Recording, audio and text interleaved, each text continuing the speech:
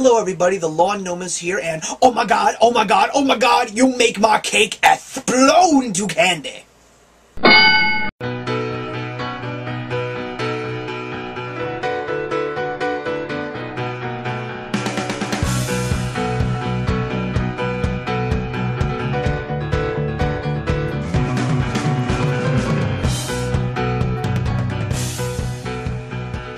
The genre of the comic book film has changed so much since X-Men in the box office back in 2000, and seeing how it has gone with a practical triple dose of summer blockbuster films this year in the comic book category, such as The Avengers, The Amazing Spider-Man, and, of course, The Dark Knight Rises, one can only wonder where, in fact, we're going to go. Along with the mainstream films, sometimes there is another comic book film that comes out and tries to just take us away from the mainstream and give us something completely different, not necessarily to make a big splash, but just for the sake of having it there.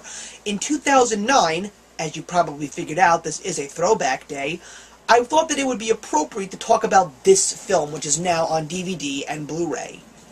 Zack Snyder's Watchmen. Watchmen came out in 1986, written by Alan Moore, and it was definitely a piece that was very much describing the anti-hero and a real statement towards the modern-day era as far as government, as far as pop culture, and breaking a lot of barriers. This was also a project that was tossed around a lot for years before it actually got released in 2009.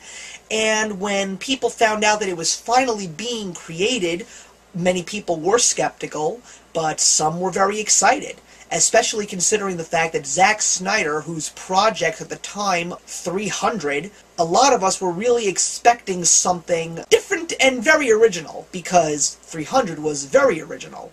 So Watchmen came out in 2009. It didn't do too well in the box office, but that's completely understandable, because Watchmen is a story that the modern-day moviegoer or just the flash-in-the-pan person who really hasn't read too many comic books would really appreciate. But the movie is, in fact, a true work of art. It's got a stellar cast and great acting performances from Matthew Goode to Patrick Wilson, Malin Ackerman, Carla Gugino, Billy Crudup, and that's just a few of the names that you're going to see in this movie. Not so well known, but some of them are very much known. And the chemistry throughout the entire film, and the setting, and the pace, it really captured its source material. And I think that that was what Zack Snyder was really going for. He wasn't really looking for his own interpretation.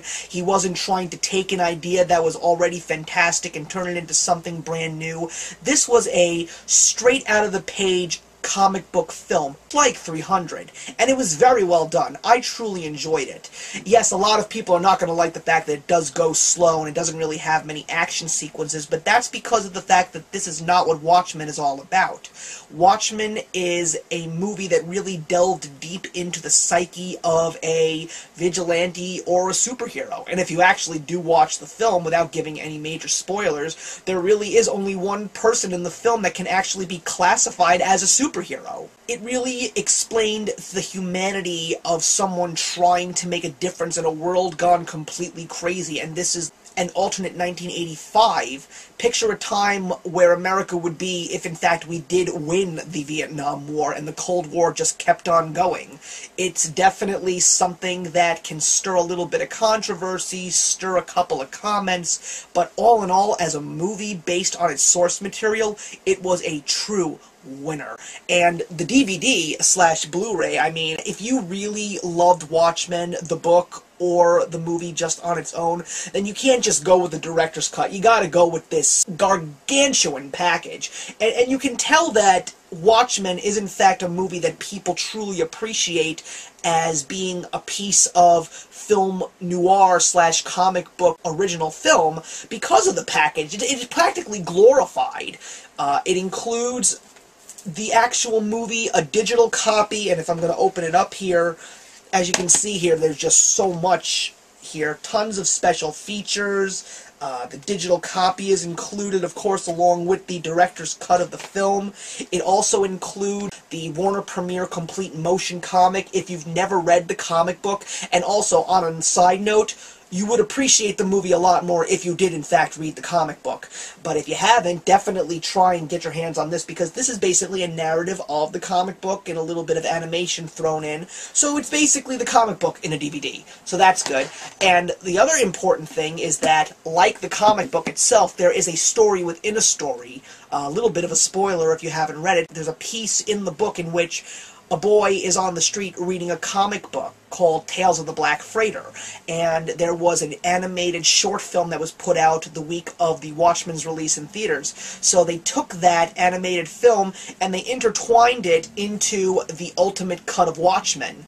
And it features Gerard Butler narrating that part of the story, and it was just beautiful. So as a tribute to the comic in general, I mean, I'll never understand why Alan Moore at least didn't try to give this movie a shot. If you don't know who Alan Moore is, he wrote Watchmen, and basically he said he wanted to have nothing to do with any movie that was based around his source material.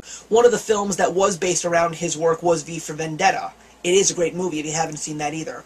But the Watchmen Ultimate Cut, the complete story, great movie, great package, all around a true piece of art. And this movie's getting 4 out of 4 from me.